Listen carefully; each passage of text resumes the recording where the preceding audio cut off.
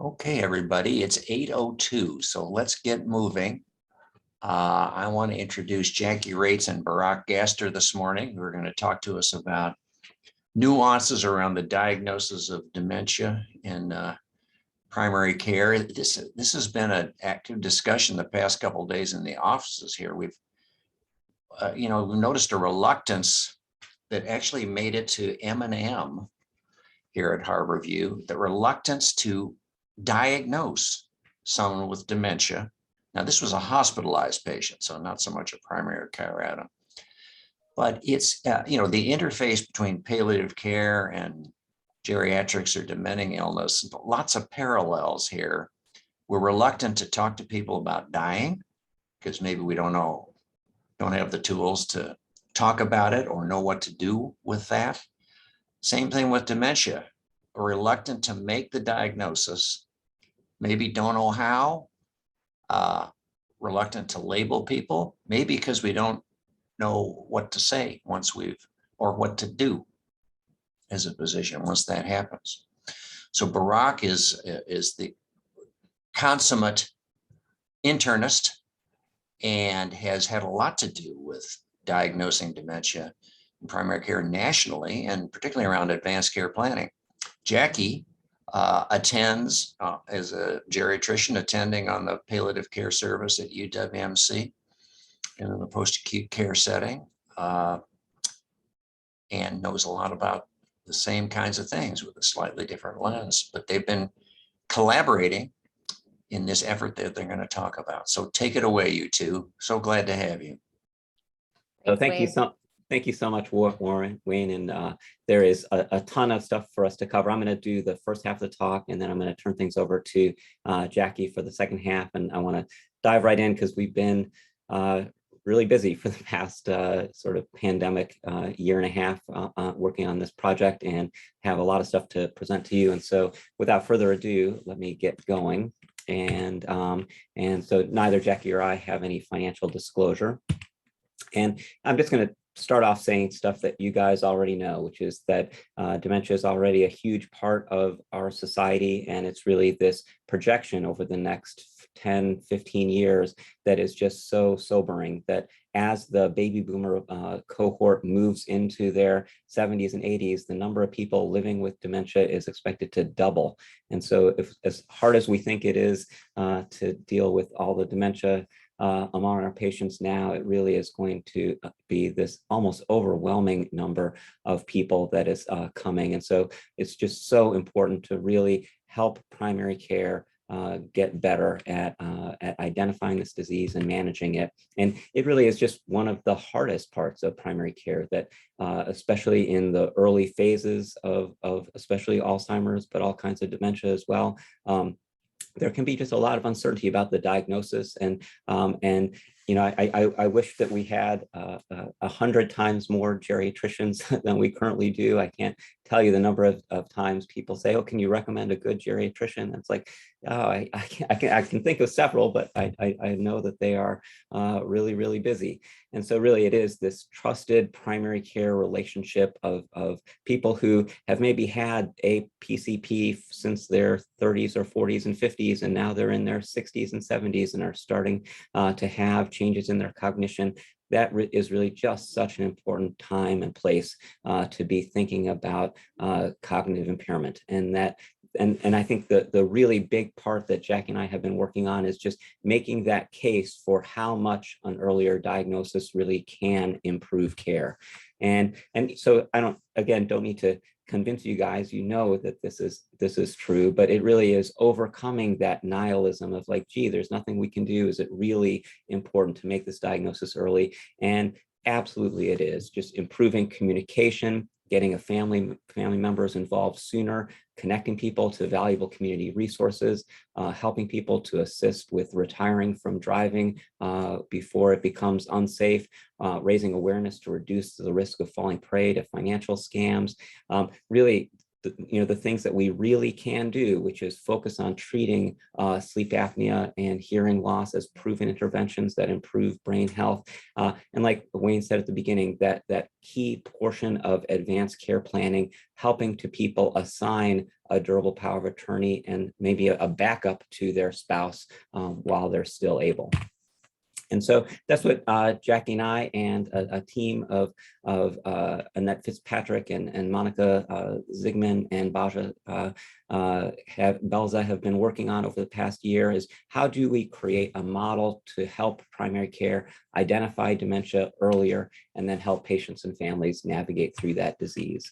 And so it was really Annette Fitzpatrick who was the super powerful PI who got us a grant from the CDC that was partially funded by the Gerontologic Society of America to help to adapt and implement the GSA care toolkit that some of you may be aware of. It's a really important and good tool to take a look at. It's 140 pages long, and so it really is that really key problem of how do you take a 140-page toolkit and then boil it down to something that can really be usable for a primary care clinic to do. And so we started out doing a series of interviews with primary care providers across the UW system that we did back in April, and really presented to them what the care toolkit looks like and worked through some options for them of how do they think this would actually work in their practice, and really came out with two take-home messages, which was not too surprising, that the process needed to be very short and very efficient, and that it really needed to have something really solid and concrete. So not just like, oh, you could do this, you could do this, you could do this, but here's actually how you can evaluate cognitive function in the primary care clinic. And so we used that input to design the Cognition in Primary Care program. And we started that out with an education series that Jackie and I led. It was a 3-part series that was offered by Zoom that was really, really practical and efficient. We offered it on 12 different dates during the months of October and November to all of the primary care providers in the UW Primary Care Network, which is, as you all know, 16 clinics across the region, 160 PCPs. And we ended up reaching 68 of those 160 PCPs who took this 3-part series. And the 3 parts of the series were how to make a diagnosis of cognitive impairment, how to set a plan for the newly diagnosed patient, and then how to manage dementia. One of the most innovative parts of the program was a cognitive checklist. So what are the 4 things that you as a primary care provider can do to help to evaluate when somebody has a cognition concern? The labs are, people generally remember those from medical school, but really, as you guys know, thinking about medications that might be impairing cognition, really focusing in on how much alcohol are people drinking. So maybe they were able to drink a half a bottle of wine every day for their whole life without really it becoming a problem drinking. But once they are reaching their 70s and are starting to develop some cognitive problems, then that amount of alcohol could be really making a big difference in their cognition. And again, focusing in on untreated, undertreated sleep apnea, hearing loss, and depression. And then the other big innovative checklist that was part of that training was a checklist for the newly diagnosed. So what do you do when you newly diagnose somebody with cognitive impairment, and really framing that discussion similar to a serious illness conversation, how to discuss prognosis with a combination of honesty and optimism. When does somebody absolutely need to have referral to a specialist? And what are the key ways that they can help to maintain their brain health, providing them resources for caregiver support, and then making sure that we're not just setting people up for what Karen Mack at the Greenwood Senior Center, kind of heartbreakingly calls the diagnose and adios phenomenon. So making sure that we don't just diagnose and then say, see you next year, but we really do create a system for follow-up so that we're making sure that we are really addressing all the things that need to be addressed and providing good follow-up. So the evaluations from that series were extremely positive. People really, really liked it. They felt it was very relevant to their practice, that they really expected to use that information. And so we also made sure to make that our website, the cognitionprimarycare.org website, has all of the handouts from that series that you all can access as well. Anybody can download them for free. And that's, again, cognitionprimarycare.org. And it really set up this adapted version of the care model, which is an in-clinic primary care workflow. So putting that training into practice. So how do you actually do this in the real world? And the 4 steps that we created that are, again, based on the care model are: be aware of cognitive concerns, especially at the Medicare annual wellness visit. Decide when do you highly recommend that somebody return for a long visit where you can do a Montreal cognitive assessment and get input from a family member. So again, I think that's such a big sort of light bulb moment for many primary care providers, that you can't evaluate cognition with somebody there by themselves, that if it's at all possible, having somebody like a family member present to help to give input on how they're functioning in the real world, which can be done using a questionnaire, like a validated questionnaire such as the 88, doing that evaluation with that family member present, and then a separate second follow-up visit where you're really counseling about what does that potential new diagnosis of cognitive impairment really mean. So at this point, I'm going to switch over to Dr. Raetz, who's going to present some of the in-clinic practical things that we provided to people in their practice. Before you do, Barak, can you tell us what KAER stands for and what's Sure. in the AD8? Yeah, and so those are the original acronyms. That's the original acronym that the GSA set up. So CARE is for kickstart, A is for assess, E is for evaluate, and R is for refer. And one of the outcomes of the interviews that we did with the PCPs was that those terms didn't really resonate so much with people, and so that's why we ended up adapting it from kickstart to be aware, from assess to decide, evaluate is evaluate, and then instead of refer, what they really mean by that is counsel. And so we ended up renaming that step as the counsel step.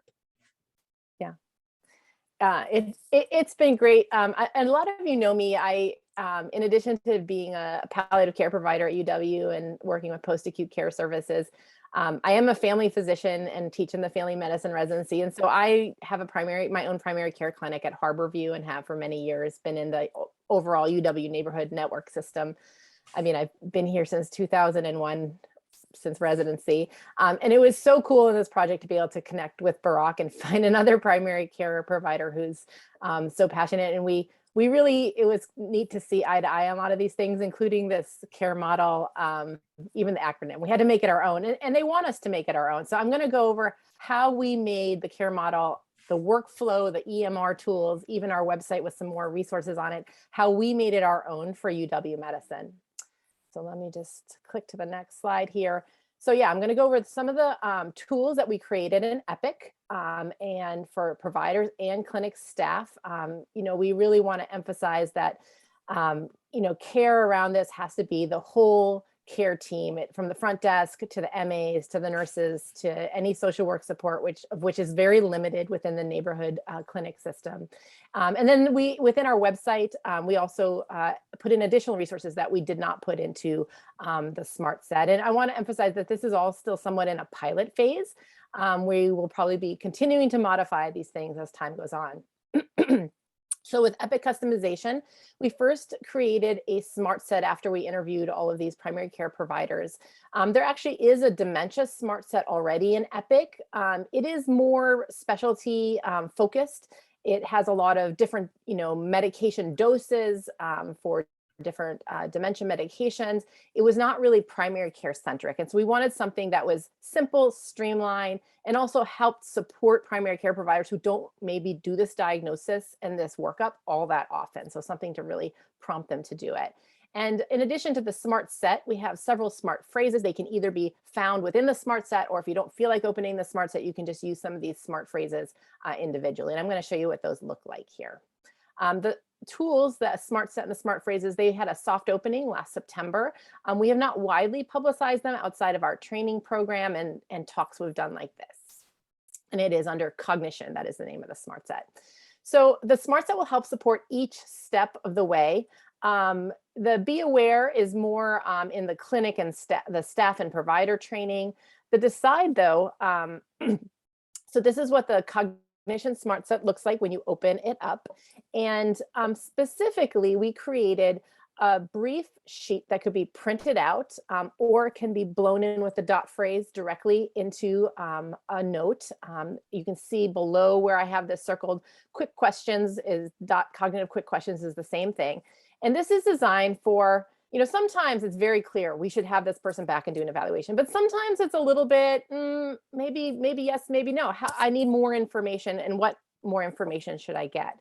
And so this is actually this is a sheet that we adapted and Barak adapted from the 10 warning signs of dementia from the Alzheimer's Association. And there's 3 simple questions that you can ask a patient to see if maybe the things that they're noticing, maybe they're at an annual wellness visit and they've checked, yes, I have some concerns about my memory.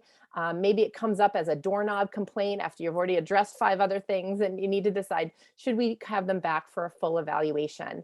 And so it asks if you've, if you're forgetting things that just happen more often, if you're having difficulty completing complex tasks, if you've noticed being unsure of being in a place that you've been to many times.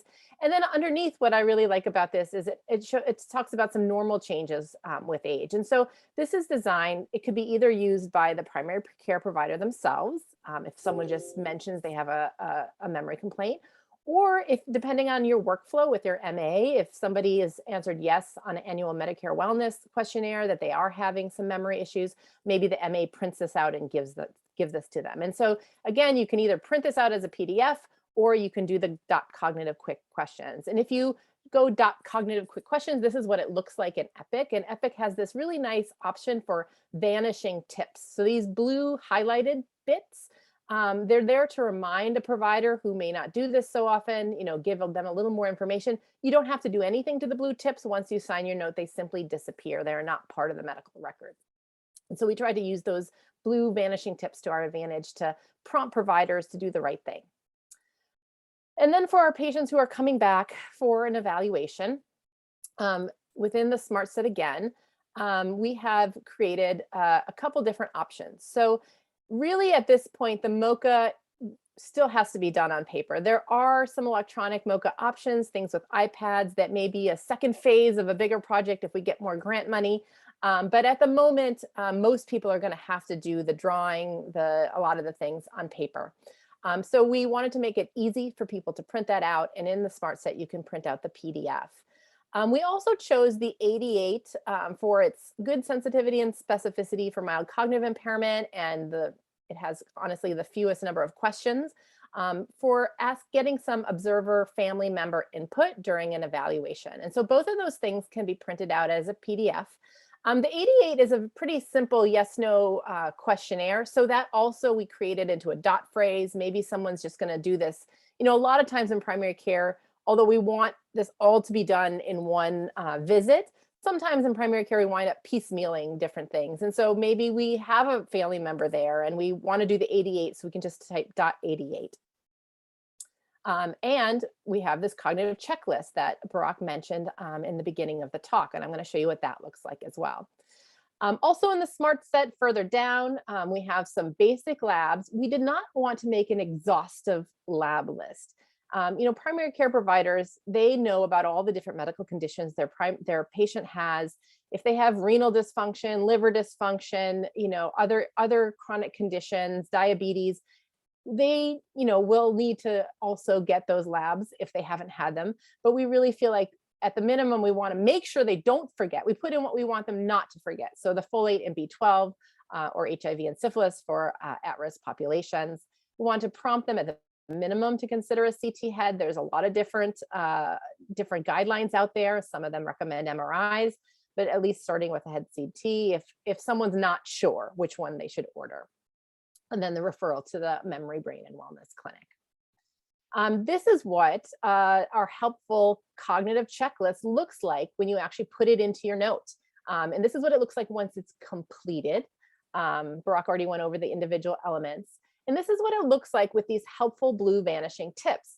So, again, individual primary care providers might only see this once or twice a year, especially if they have a younger patient population. The patient populations within the neighborhood clinic system varies a lot in how many geriatric patients that they have. And so again, we wanted to have these blue vanishing tips to prompt primary care providers to ask the right questions and work up the right comorbid conditions. And finally, we want to talk about counseling. So when we interviewed the primary care providers, some of the things that were very notable to me was that, first of all, at the moment, the neighborhood clinic system has almost no social work support for this type of scenario where someone is diagnosed with dementia, the family's struggling, they need more community resources. Their social workers currently are very involved in the BHIP, behavioral health, treating depression, anxiety, mental health conditions.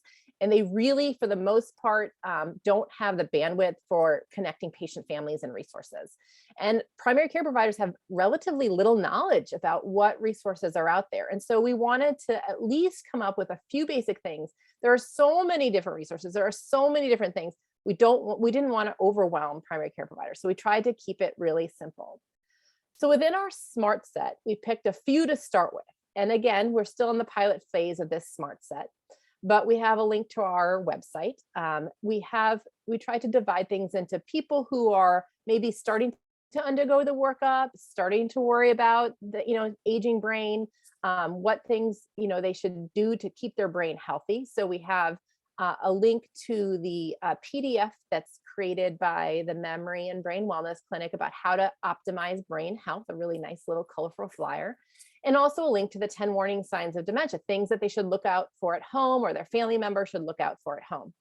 And then we divided into a section where we have resources for folks who have maybe just gotten a diagnosis or a suspected diagnosis of dementia. And so we wanted to connect them to really high yield, useful resources. And so I'm going to go into those in a little bit more detail. We have some limitations on what we could do in our Epic Smart Set. So, one of the things that came up a lot is that older folks aren't always tech savvy. Many of them are. Many of them use My Chart and can connect if you give them a link. And often families can as well. But this is what it would look like. So if you wanted to connect, what we tried to do is have the website, a phone number if there was one, and a very short blurb on what this resource is useful for. And so by clicking those boxes in the Smart Set, this will go into the after visit summary. And this is what it would look like if you clicked our website, the Alzheimer's Association, and the Dementia Seattle. And so I'm going to talk more about these resources and our website. But first, I just want to talk a little bit about the clinic flow and how we did some of our training for the staff. So we're piloting this currently in 2 of the clinics, Kent Des Moines and Shoreline. And we wanted to do a little bit of staff training because we are asking staff to participate to some degree with this workflow. And so we used a monthly all staff meeting. We had maybe a 10 to 15 minute PowerPoint presentation, very, very short, but just talked about how in general, we're underdiagnosing dementia in the United States and some of those warning signs, those 10 warning signs. We wanted to show medical assistants where they could help the primary care provider print off the warning signs document if someone says yes in an annual Medicare wellness visit. We wanted to also show MAs how to enter the MOCA scores into Epic, and I'll show you what that screenshot looks like as well. We wanted any social workers who are able to help or the patient health representatives who may be acting as some of the role of social workers in clinics. We want to show them the resources in the Smart Set and how to print those off in an after visit summary if they are helping a provider. And we wanted to be sure that front desk knew to try to schedule a long appointment for an evaluation if possible and really emphasize they need to bring a family member. Ideally, we're going to have this as an LMS or an online learning module so that we can train lots of people on this. And so this is, for those of you who haven't done the MOCA entry yourself, it is under the behavioral health tab in EPIC, and it's in the same place where medical assistants are already putting our GAD-7, PHQ-2, and PHQ-9 scores, and things like CAGE scores. And so unfortunately, EPIC is limited in the version that we have of EPIC here at UW, and that you can only put in the scores. You can't put in the pictures or the drawings. And the only way to get those in is to have them scanned into the media section. And at the moment, getting major upgrades in EPIC is costly, as you know. So this is the workflow that we have at the moment. I just wanted to show you what the 88 looks like when you print out the PDF.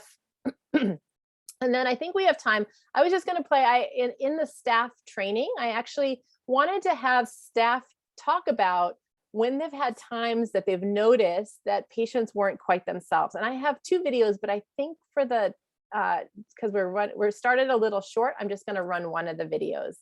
And I'm gonna, hopefully you can hear this if I take. So my name is Ira, and I'm a PSS at the front desk. And the time when I was worried is I had a patient that was older, and she would come in and sort of ask for an appointment, and she didn't have an appointment, so we would schedule her one, and then she would miss it. But every time she came in, she would tell us a story about how she used to volunteer and would want to give us her phone number to be a volunteer here in the clinic and help out. And so we were worried about her because she would come in every other few days, but then when her appointment was, she would not come in. So we had to get her in to be seen when she did come in, because we noticed she was missing all the appointments. So I like this video. This is actually my front desk staff at Harborview, and this is actually one of my patients. Staff notice a lot of weird things about patients, and some of them feel empowered to say something and some of them don't. And I think the goal of the training is to empower staff that if they are noticing that patients are not themselves, they may notice, medication reconciliation. They may notice things that the primary care provider doesn't get to because they're barraged with a lot of other problems. And so I wanted that to be part of the staff training. All right, so moving on to our website, we realized that we wanted to have more community resources than was reasonable to put into the EPIC Smart Set. And so really this effort was led by Annette, Basha, and Monica to cull community resources. And they really underwent a really amazing process to do this, which I'm going to summarize. So the goal of this resource directory, first of all, we had to decide, do we need a resource directory, or are there already other ones that will meet our needs? But we wanted to be a regional resource that is meant for primary care providers and their staff caring for individuals and families of patients who either undergoing evaluation or have cognitive impairment. And it was initially envisioned as something that either the primary care provider uses or patients. But as we're sort of moving through this process, it seems that this should really be used when patients are using it. It should be directed by the provider, because again, I think families can get overwhelmed if they're given too many resources at once without really explaining a lot about them. And some of the other values, we're hoping to make it sustainable and current, something that doesn't need too many updates. We want it to be evidence-based, a value across diverse cultural groups, user-friendly, and useful after our 2-year grant is complete. And so we met with 2 separate advisory groups. We interviewed 3 social workers, including staff from the Memory and Brain Wellness Clinic. We talked to developers of existing directories, and we sort of thought about, what's out there already, what are their gaps, and how can we create one that's going to be useful to our patient population. We learned some lessons from these interviews that we did. Patients need guidance when they are given online resources, and you get easily overwhelmed when you look at the internet. And we may want to narrow the scope to, for example, immediately after diagnosis, and try not to cover everything in the resource directory. There's a lot of emphasis on, recentering, and Wayne kind of alluded to this, that there's a lot of stigma around dementia. Not everyone wants to be diagnosed with dementia, that brain health should be couched as a health issue. Memory should be couched as a health issue rather than a medical problem. We also learned that senior centers, there's a lot of senior centers in the greater Seattle area, in King County. They are often staffed by social workers, and they rarely get referral from healthcare providers, and they're probably being underutilized. And there was also asked for cross-cultural resources. So we looked over 30 existing directories, looked at what worked, what looked good, what didn't, and we decided to make our own resource. And this is sort of the homepage for our resource directory. So again, we wanted to divide it into people who are concerned about brain health and dementia. And in that section, we have the two resources that we actually have in the Smart Set. The Living with Dementia section is designed for people who have just gotten the diagnosis. We have a link to two complete resource guides, resources for caregivers, some inclusive resources and educational resources, and I'll go through each of these briefly. So for those concerned about dementia, again, we wanted to use the Brain Health Flyer. That's a beautiful handout, and the 10 warning signs of dementia. We want to empower patients. And for those of you who haven't seen it, it's a really nice handout. It talks about healthy eating. It talks about exercise, sleep, avoiding alcohol, not smoking, taking care of other health conditions. It's a nice starting point in talking to your patients about brain health. And this is what the 10 warning signs looks like. It gives you places where you can take notes for things that you've noticed about yourself or that you've noticed about a loved one, and you can bring back to your provider to talk about it. The next resource that we wanted to emphasize, we thought that all primary care providers should know more about the Alzheimer's Association. Again, there was very limited knowledge amongst most primary care providers about what resources are out there. What's great about the Alzheimer's Association is they have a 24-hour helpline. It's translated into many different languages, and it is staffed by social workers. And so I think every patient and primary care provider needs to know about this. And so we highlight this at the top of the resources. And then we have another section with a lot of different resources that, depending on what else is going on, people can be directed towards.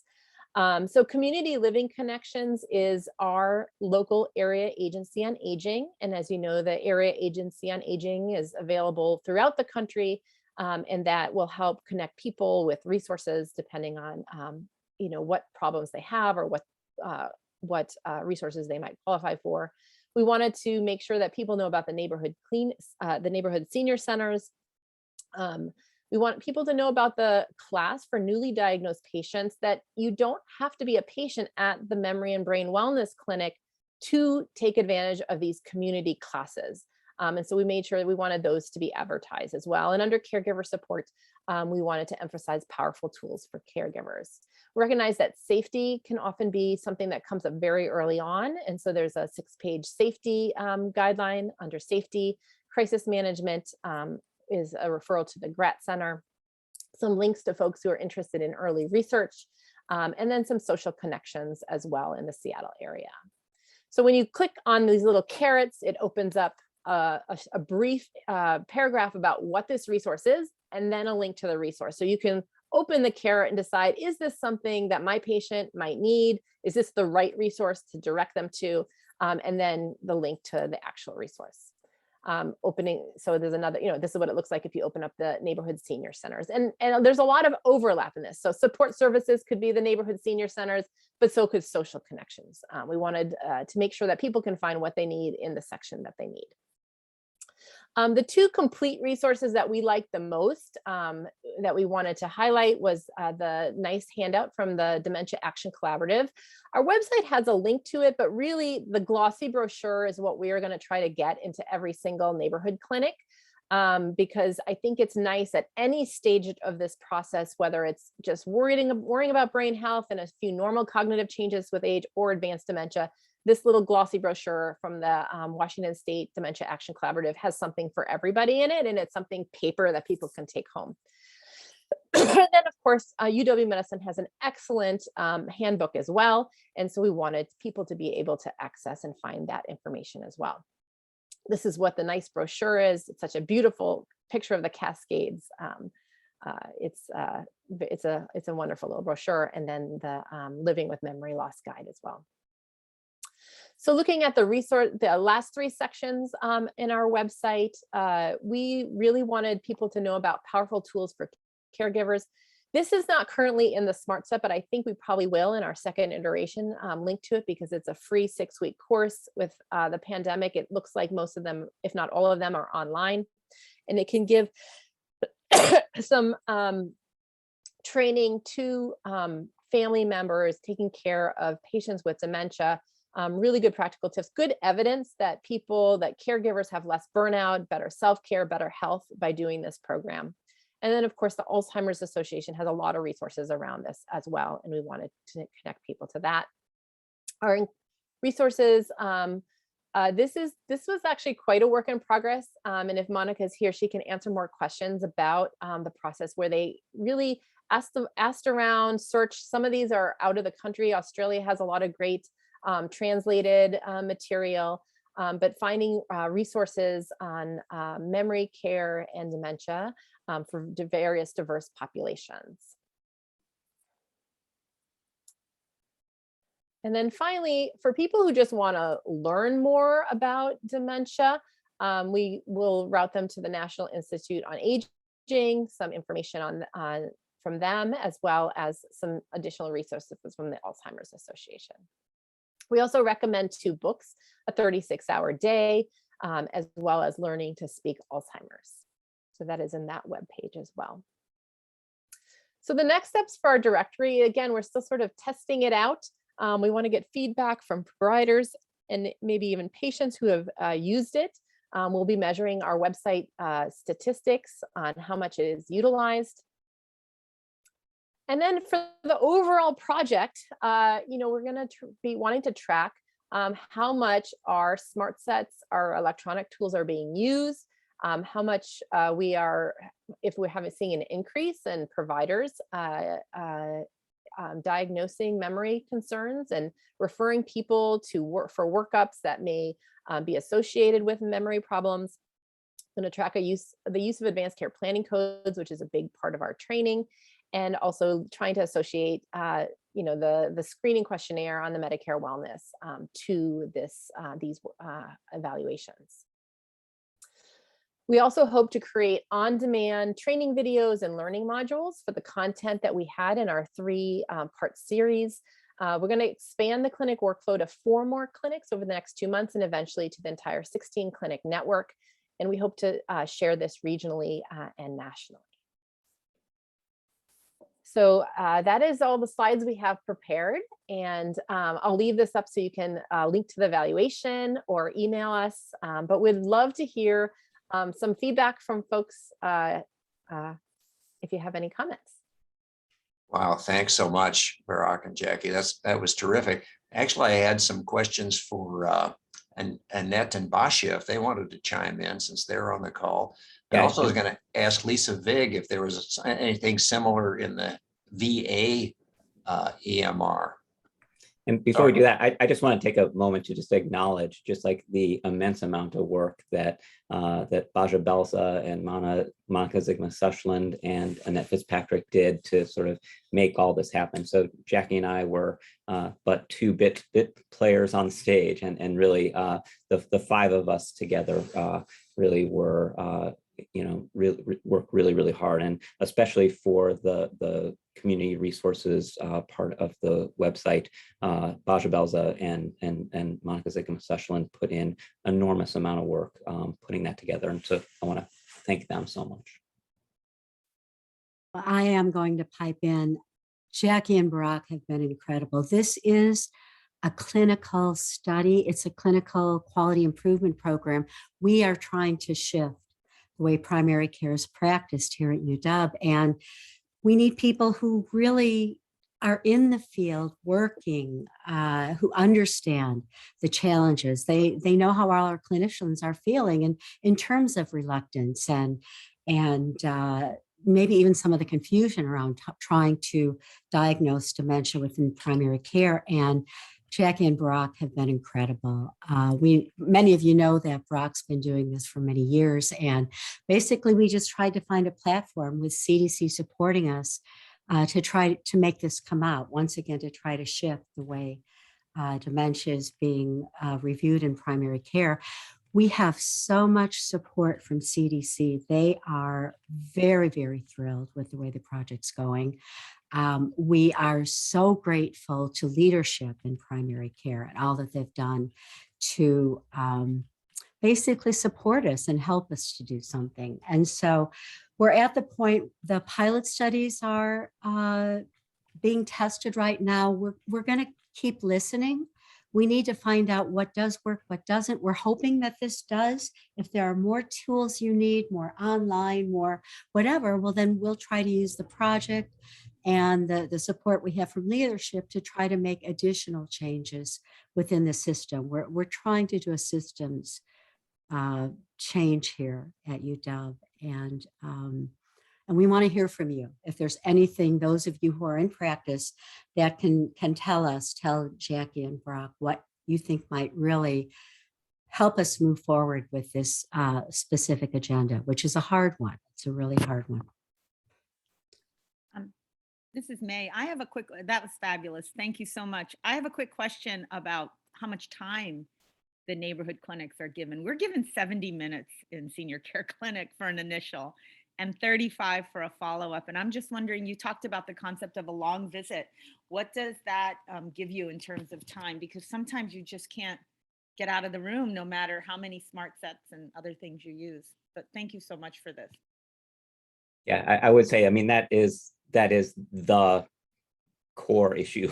I actually think, the two core issues are what Wayne started out saying. It's just like, this is like a difficult, fraught, psychological thing to talk about. But just even if you are sort of like prepared and ready to do it, just having the time is just enormous. And so, one of the big parts of our training is really emphasizing the wonderful change that happened with RVU based billing last year, which is that a level 5 E&M visit increased its reimbursement by like 35% or something, such that it's now a level 5 visit is now double the amount of RVUs as a level 3 visit. And so we really emphasized, just making people feel empowered to schedule a cognitive evaluation visit as a long visit, which for them is a 30 to 40 minute visit. And, as opposed to their standard 15-minute visit. And so making both the cognitive evaluation visit and then the follow-up counseling visit, both of those, you can do this, you can schedule it into a long visit, and it can be sort of worth your while, because it is relatively easy to do a time-based level 5 bill for that visit and make it workable in a primary care setting.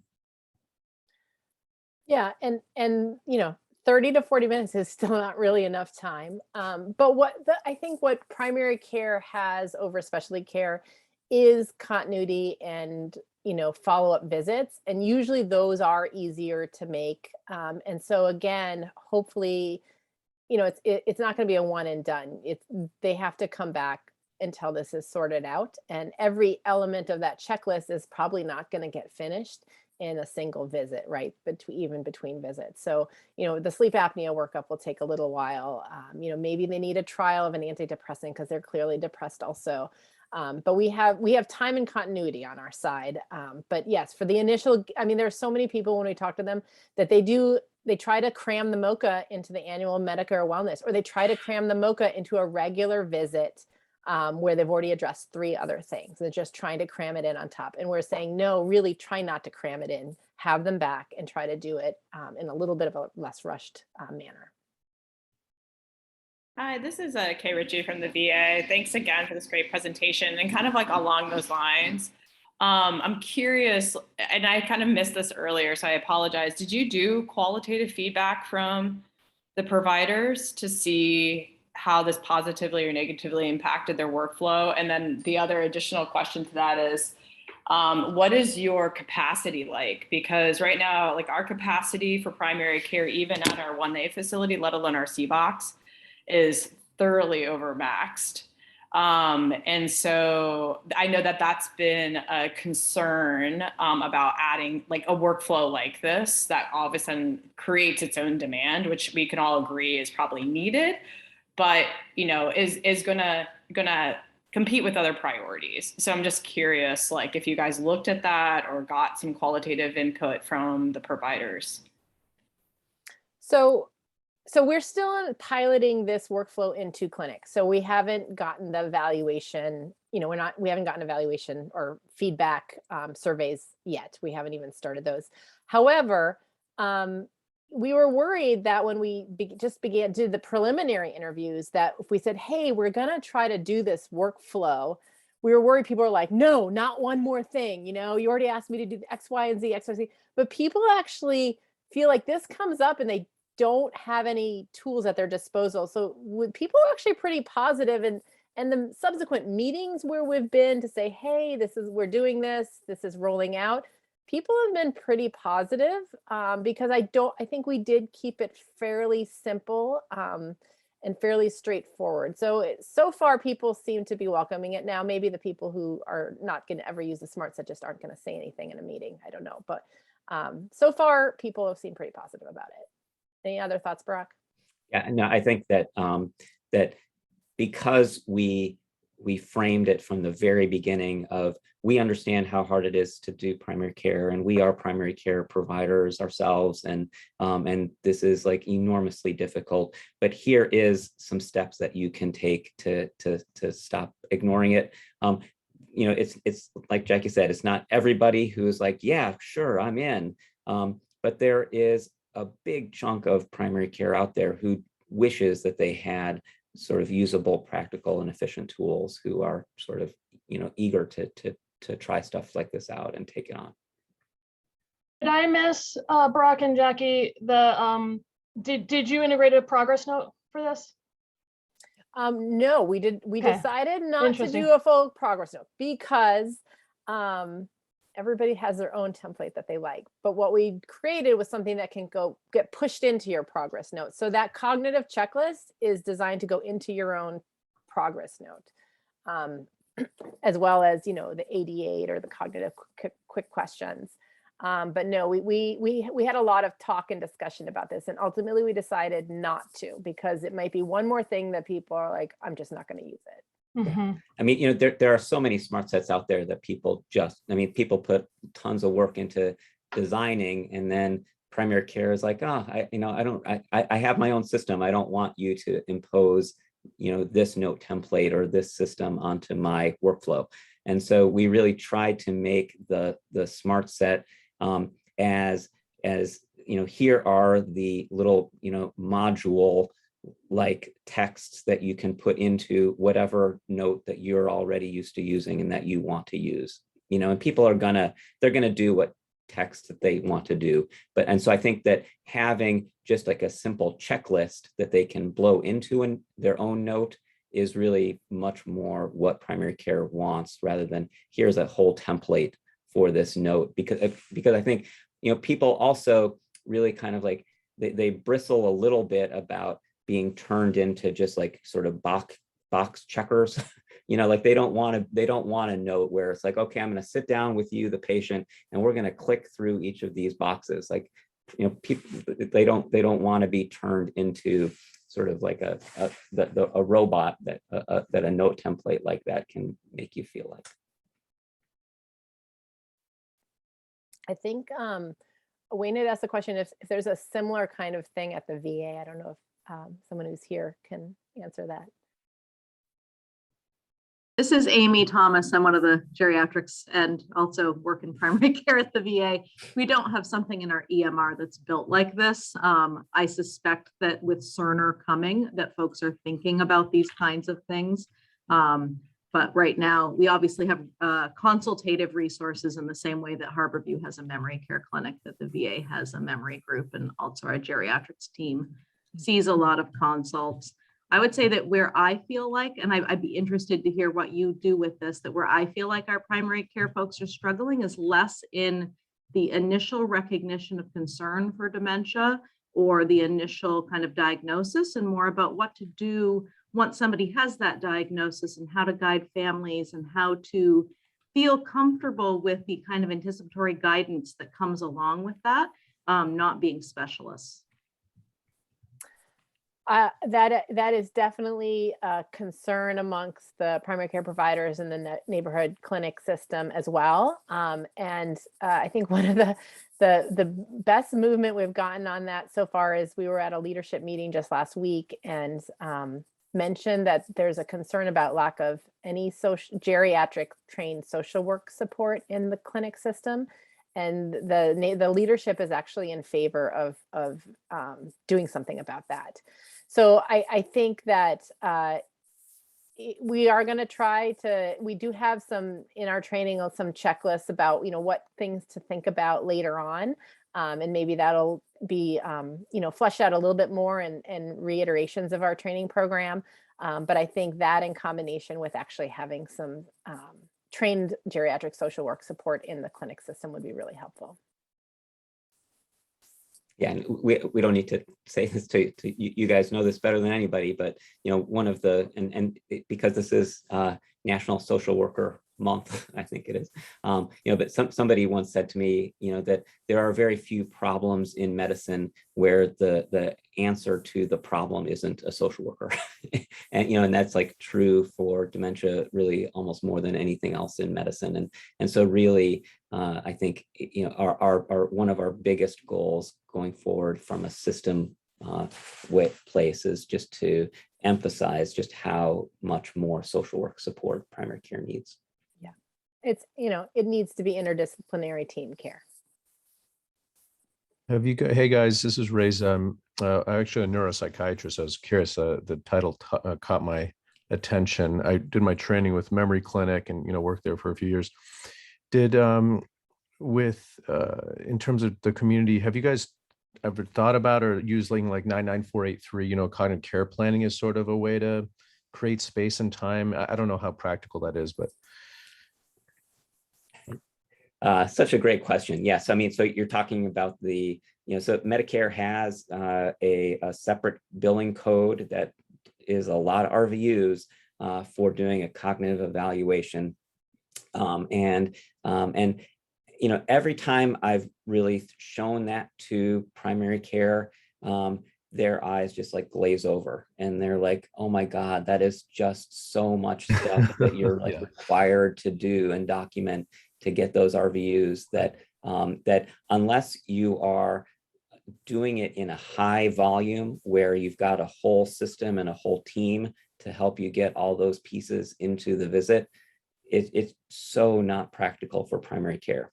And especially now that the RVUs for a level 5 E&M code have gone up, it's just so you have so much more flexibility to do a more streamlined evaluation visit than to try to get the RVUs for that billing code. And that makes sense. And this is May again. I would like to add that the total time billing code is now very valuable for all this type of work also, but you do have to finish the note that day, which is a challenge for many of us. It was definitely a blessing, I think, in terms of being able to bill higher for this. Sometimes you're going to have to call an out of state daughter and maybe ask an 88 or somebody who just has to work and can't come in. It's our ideal to have someone accompany the patient, but in primary care, it's not always going to happen. And I think, along the lines of the specialty codes for evaluation, primary care is often kind of messy and chaotic, even when it's not at Harborview. So, it's people are, they really want to talk about their elbow pain. You have them here for memory, but that is even though that, they have to talk about the elbow, and you can't do those billing codes and also add in the elbow pain. So better to bill for time. Yeah, and it's such a good point about the time-based billing, because that was the other big change that happened last year, where not only did the RVUs for a level 5 visit go up significantly, but the definition of time-based billing switched from what was only face-to-face time to being the total amount of time that you spent preparing for the visit and documenting the visit. And so to get 40 minutes for a level 5 visit that's not just face-to-face time, but is total time, is actually much more realistic and practical for primary care. And that's such a big emphasis of the training that we do.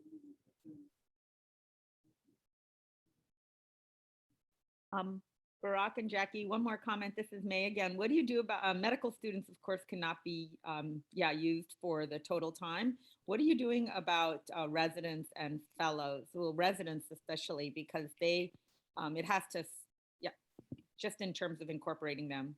I don't know if you have time for that. That's a big one. Yeah, they can't bill on time, so they just have to bill based on complexity of their their note and visit.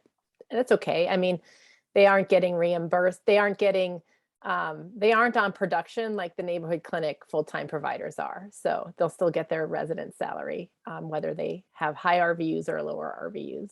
And they're not working so much. Our residency, our family medicine residency, half of it is at Northgate, which is part of the neighborhood clinic system. But still, again, most of those folks are not on production.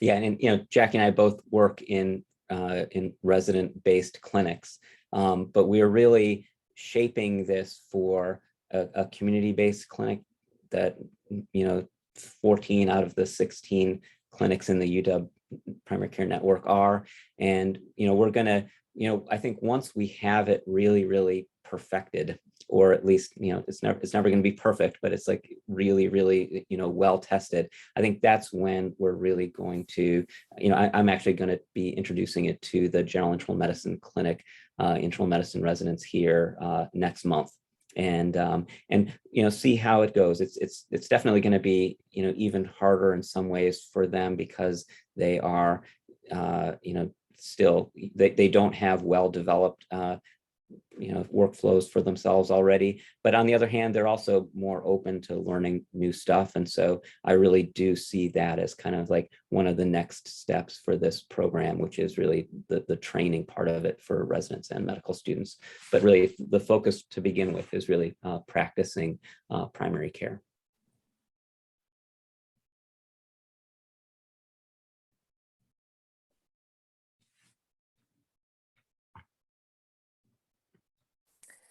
Great. Well, I think our Wayne McCormick had to jump off for his visit, but I think we're just about at time and nobody's going to mind if we end 1 minute early. So thank you. Certainly reach out to Barak and I if you have any other questions or if you want us to send anything, and you can just go into Epic and type in Cognition under Smart Sets and you can see it for yourself.